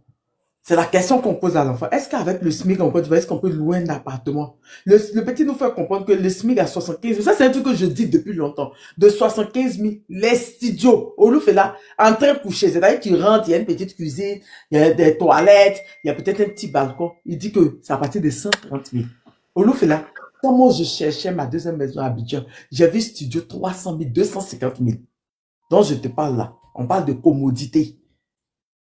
Oui, on te parle de commodité. 2 chambres salon, on va dans 500 000. On n'en parle pas au loup. Et quand on explique, eux qui ont traversé la mer par le désert, traversé les sardines là, les sardines de la Méditerranée là, vont nous dire que oui, le pays est développé, qu'il y a Adolfo, il n'a qu'à rester. Pendant que c'est passé pays est vous dites que le pays est développé, mais vous avez traversé le désert de la, vous avez traversé, vous avez fait les prisons, le Ocampo en Libye. Avant les puces en Libye, les petits Libyens ont pris les mitraillettes, vous mourmourez avec, vous sodo, vous mettez dedans, vous ont tué, traversé, arrivé en Algérie, arrivé en Tunisie, arrivé au Maroc, ils vous ont fait du racisme. Vous avez pris la mer aussi a avalé beaucoup d'entre vous pour partir. Vous êtes arrivé et vous nous dites qu'on n'a qu'à rester, que pays développé, on n'a qu'à rester dans cette galère-là. Vous avez quitté pourquoi? Vous d'abord expliquez-nous pourquoi vous avez quitté le pays développé. Pour partir voler les 2 € dans le métro. C'est parce que vous savez que vous ne trouvez pas ça dans le pays développé. Et les Ivoiriens parlent. Ils ont envie de pleurer.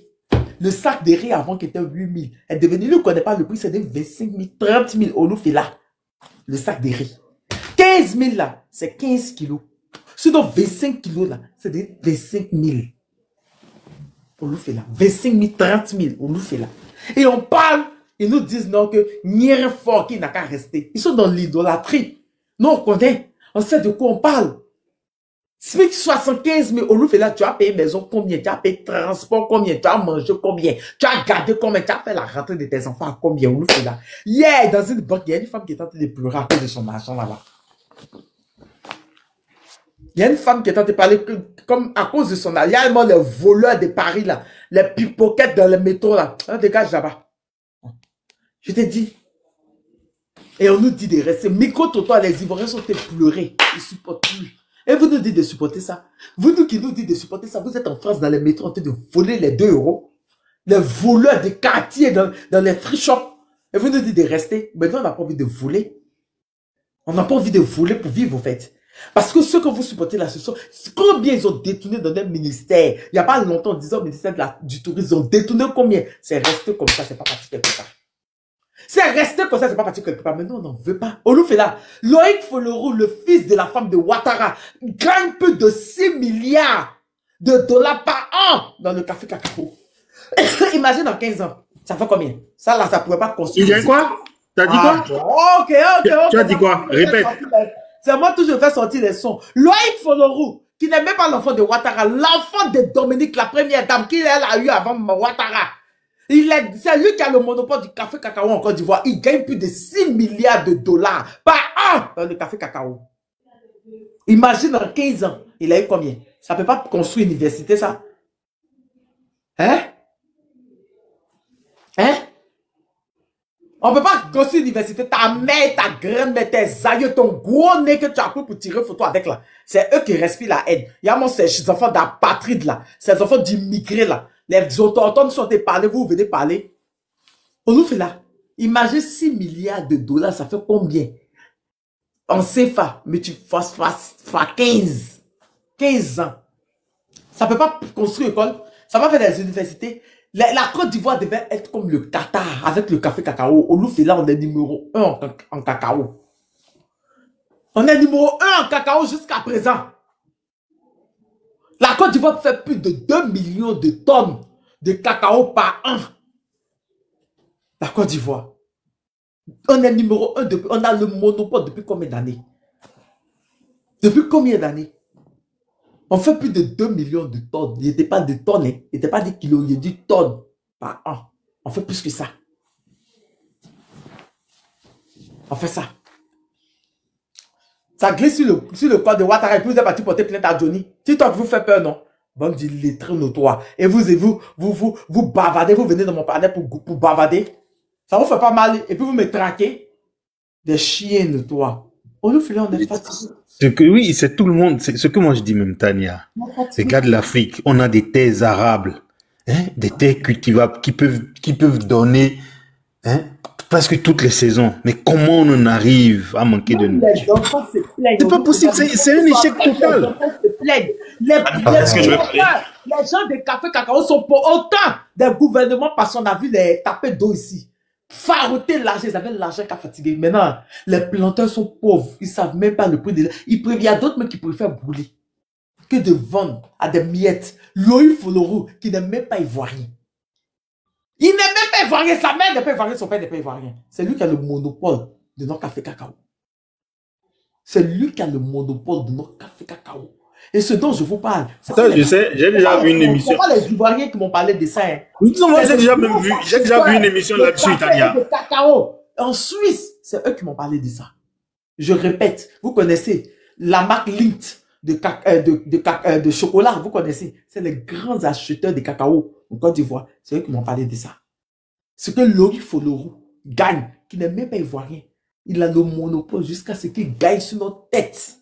On nous fait là, quand je me lève et puis il dit que les Ivoiriens doivent avoir, les autochtones doivent profiter, et que les Ivoiriens, on doit créer des champions nationaux, on doit tout récupérer. Ma colère envers ces personnes-là, d'une autre race, en Côte d'Ivoire. Les Libanais sont venus me menacer, vous ont voulu me museler avant-hier. J'ai fait une vidéo, j'ai balancé ça tout à l'heure. Les autochtones! À quel moment on doit nous éjecter, puis d'une autre race? C'est même pas des Noirs. La Côte d'Ivoire Ivoiriens, la Côte d'Ivoire Africains. Des Africains noirs. Mais on ne veut pas des autres races à venir bouffer sur notre tête jusqu'on est dépassé. La nouvelle loi qu'on va mettre dès qu'on change de gouvernement, là, c'est que notre race vient acheter quelque chose, vient faire une entreprise. Un Ivoirien serait impliqué dedans. Sinon, vous ne faites pas. Point barre!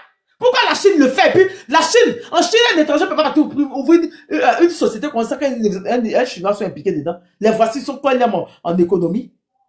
Ils sont quand même en économie. Pourquoi les autres le font? Et quand nous, on veut le faire, on dit que nous, on est xénophobes. On s'en fout, en fait. Je crois que hospitalier, là, on doit lever mais dans notre hymne national. On est fatigué, on nous fait là. On est fatigué. Comment Loïc Folorou, Dominique l'a eu avant Ouattara?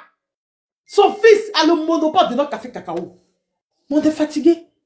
On nous fait là. Ça fait trop mal. Qui m'ont dit ça la semaine passée? J'ai pleuré. On est fatigué, on nous fait là. Arrivé à un certain moment, ça va. Ça va, on est fatigué. Ils viennent nous piller. Ils nous pillent, ils nous volent, ils détournent notre argent, ils prennent cet argent. Adjoudjou, va dans direct baril de Tchapalo là. Adjoumani. Ministre de l'Agriculture. Il s'en fait exposition d'agriculture en France, surtout, il l'a menacé là-bas. Le riz ivoirien. Oloufela, 2024, la Côte d'Ivoire, hein? La Côte d'Ivoire a exporté, ma personne, comment tu vas soulever, a exporté plus de 800 millions de dollars de riz. Oloufela. Oh putain, le riz de chez moi à l'ouest, le riz de l'ouest de la Côte d'Ivoire, le riz babo. Quand tu manges Oloufela, tu te dis, mais attends, mais merde. Oloufela, c'est ça le capitaine Ibrahim t'a orienté de faire au Burkina ici. Le riz local. Il a raison. Il a raison. Mais on exporte plus de 800 millions de dollars de riz pendant qu'on est ministère de l'agriculture. Pendant qu'on est champion national qui est dans le riz. Stéphane Sucré lui demande 1 milliard seulement pour développer. On lui fait la notre riz là. Il a développé, c'est qu'il a changé. Il a fait même le riz noir. Il fait ses traits. Ce n'est plus ça. Il fait ça dans les sacs de 5 kilos. On lui fait là. On peut payer lui. Mais non, on peut développer. On peut le lever au rang de champion national pour le permettre de développer le côté rien. Mais non, on exporte du riz qu'à 800 millions de dollars. Imagine son million en dollars. Imagine ça fait combien par an. On met ça dans du riz. On envoie du riz de l'Inde, du riz de l'Indonésie, du riz de Chine. Pendant que nous, on a du riz.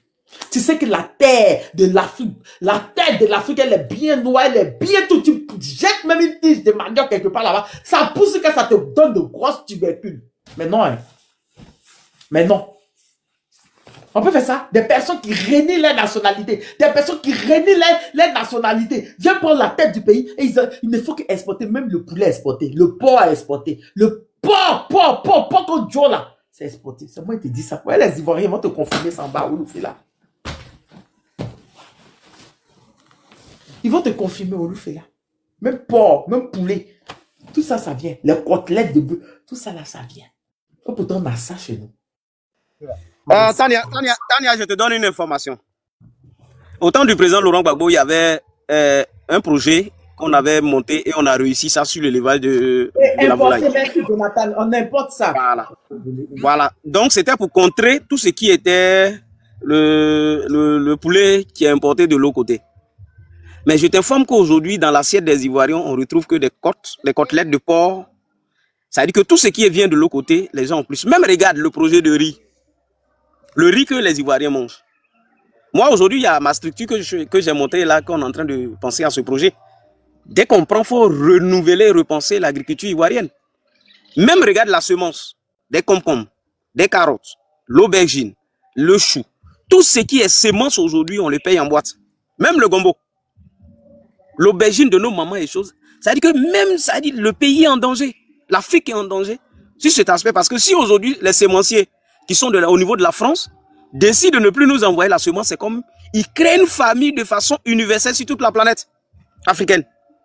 Et ils sont capables de le faire. Ça veut dire que tellement ils nous ont infiltrés jusqu'à la moelle.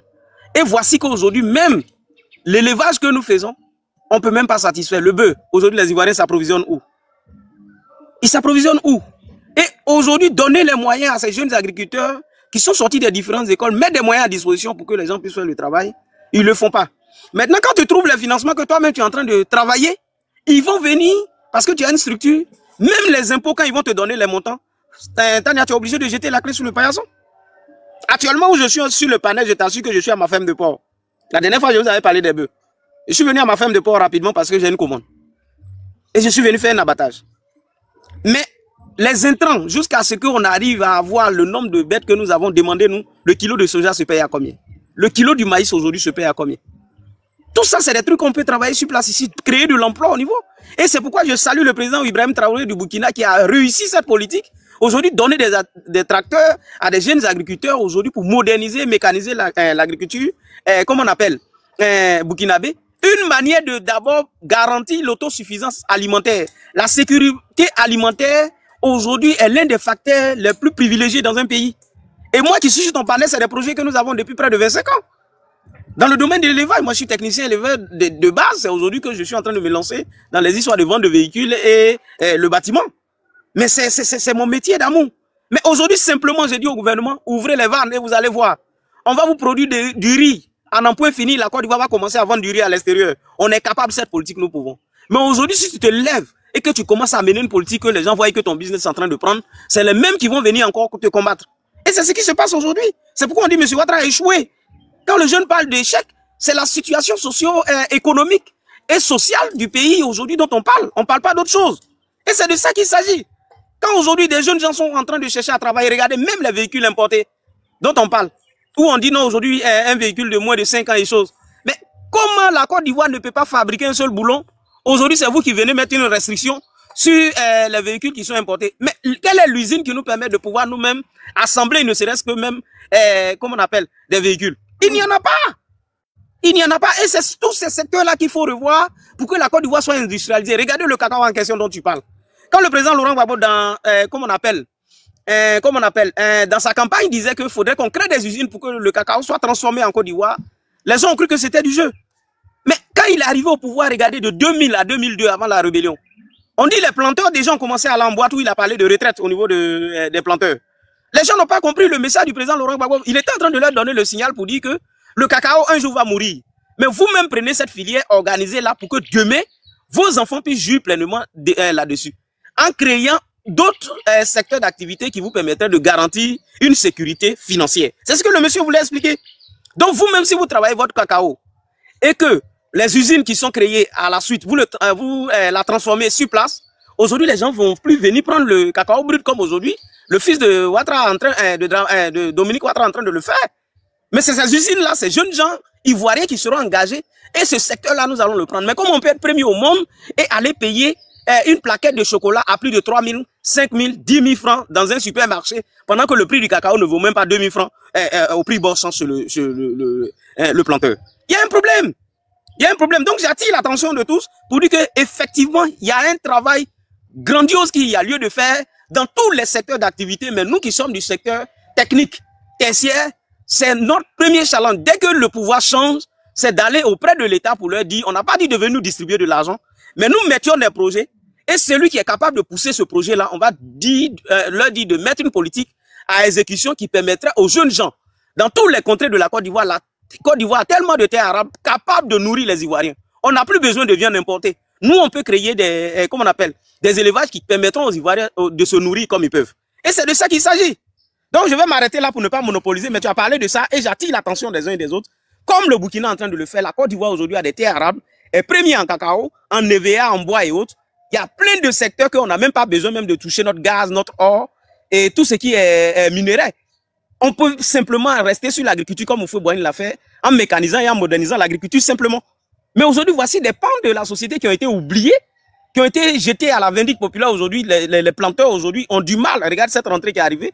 Allez-y dans les villages, vous allez comprendre. On n'arrive même pas à scolariser les enfants parce que le prix du cacao même n'est même pas encore donné. Et aujourd'hui, les parents ne savent même pas à quel sein se vouer.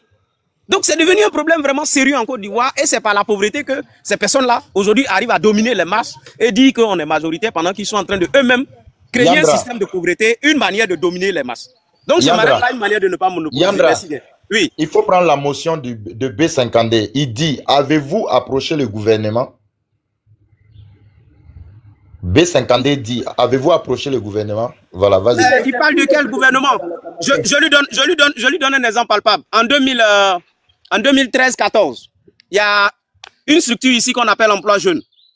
C'est le ministre Mamadou Touré, qui est ministre de la Jeunesse, qui ont créé cette structure-là, Emploi Jeune, une manière d'insérer les jeunes dans le tissu social.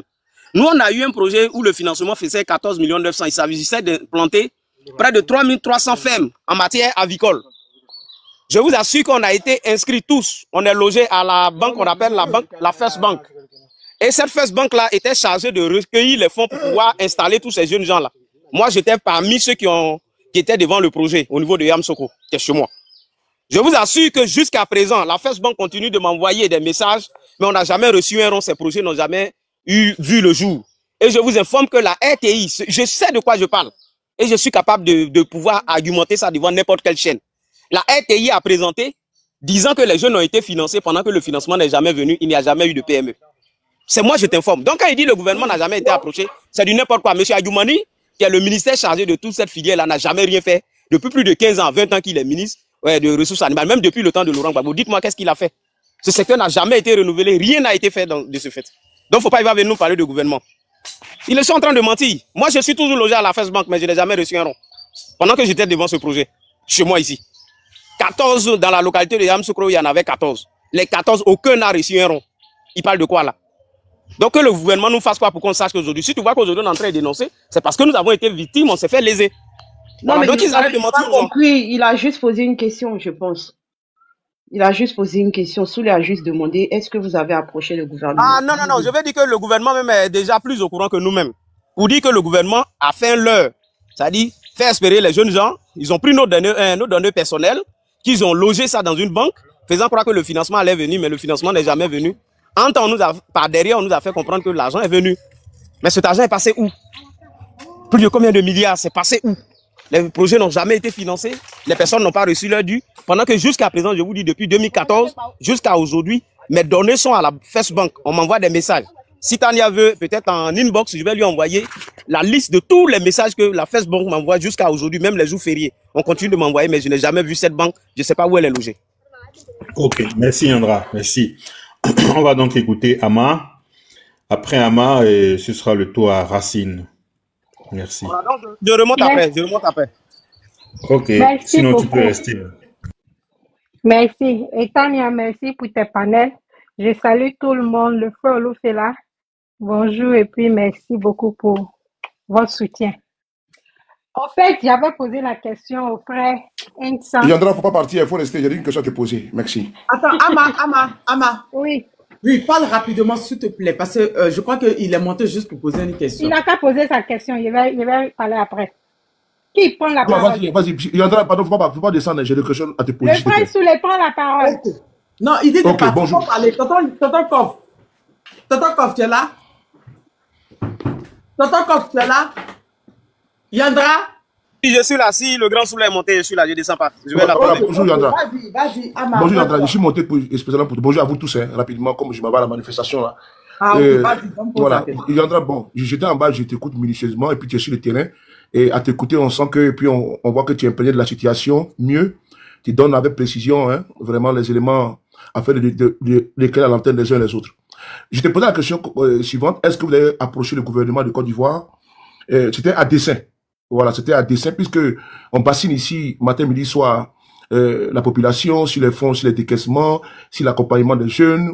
Tu as cité ici l'emploi jeune, puisque je connais un petit peu cette structure. Il y a des jeunes de Yopougon qui m'avaient contacté, et puis suite à une formation qu'ils avaient fait là-bas, pendant plus de 6 mois, qui étaient rémunérés. Ils n'ont jamais eu un pécule. Et ça, ce n'est pas tout. Les jeunes sont embellificotés, ils sont lancés dans des projets sans lendemain. Voilà pourquoi j'ai posé la question à dessein, puisque concernant même les riz, vous avez abordé ce sujet-là. On peut produire du riz en abondance en Côte d'Ivoire, on a de la terre. C'est comme bois de manioc, tu jettes partout, ça pousse. Les riz aussi également. On importe par milliards de francs CFA du riz, le poulet congelé, le porc même on importe. Et donc vraiment, je vais te poser encore la même question. Quand vous avez approché le gouvernement, bon, concernant même d'abord le fonds, que vous avez dit que la BNI, je pense que c'est quelle banque là, vous relance à chaque fois. Est-ce que le fonds a été décaissé? Si oui, quel élément vous avez sur ce projet-là? Est-ce que ça a été budgétisé? Est-ce que le fonds a été dégagé? C'est ma première question que je vais vous poser, puisque vous avez dit tout à l'heure que on vous sollicite, on vous relance concernant la banque, s'il vous plaît. Je ne savais même pas que c'était toi, grand frère Souley, excuse-moi. Ça veut dire que comme il y a des badauds qui étaient en bas, ils posaient, donc j'étais tellement remonté, je ne savais pas que c'était à dessein. Ok. Nous avons été présentés à la RTI que plus de 3000 jeunes ont été financés. C'est-à-dire c'est comme ils allaient implanter 3000 jeunes à hauteur de 14 900 000. On a fait la formation à Zaguier. Et c'est quand on a fini la formation, pendant que on nous faisait croire à attendre sur le terrain ici, c'est là la RTI est sortie dans le dos pour présenter que ces jeunes ont été financés. Nous-mêmes, on était surpris. Mais je te donne un fait. Quand on est allé à la formation, le formateur a voulu que dans les fiches de remplissage, parce que il y avait un barreau, comment on appelle, un RIB de chèque, la banque s'appelle First Bank. C'est une nouvelle banque, même elle n'est pas trop connue, mais elle est à quelques endroits, à Abidjan et à Yamoussoukro, bon, je ne sais pas. Mais moi, je n'ai jamais été à cette banque. Et il s'est trouvé qu'en remplissant le formulaire, les 14 900 000, comment on appelle, le formateur nous a demandé d'ajouter plusieurs zéros. Et moi, vraiment, un peu ahuri, j'ai dit, mais on nous a dit c'est 14 900 000. Il m'a dit non, mais quand on va déposer le PME, on va déposer l'entreprise, ça va générer des bénéfices. Donc c'est tout ça. J'ai dit, mais je vois ici le montant approprié pour le projet. C'est 14 900 000 on a dit de mettre. Il m'a dit, monsieur, vous voulez être financé ou pas? Donc, j'ai mis les zéros, mais c'est après, quelques années plus tard, que je me suis rendu. Je n'ai jamais oublié ce fait. Et de deux, jusqu'à présent où je te parle, c'est comme moi, monsieur Yandra Kofi, je suis basé à First Bank, qui m'envoie toujours, comme on appelle, des messages à tout moment, comme si j'étais client de cette banque. En temps, les données qu'ils ont envoyées, on n'a jamais reçu, comme tu le dis, un seul rond. Pendant que le projet, effectivement, a été financé. Moi, j'ai des contacts au sein de cette administration. Ils ont été financés. L'argent est venu. Mais l'argent n'est jamais allé vers nous qui étions les plus méritants. L'argent est venu.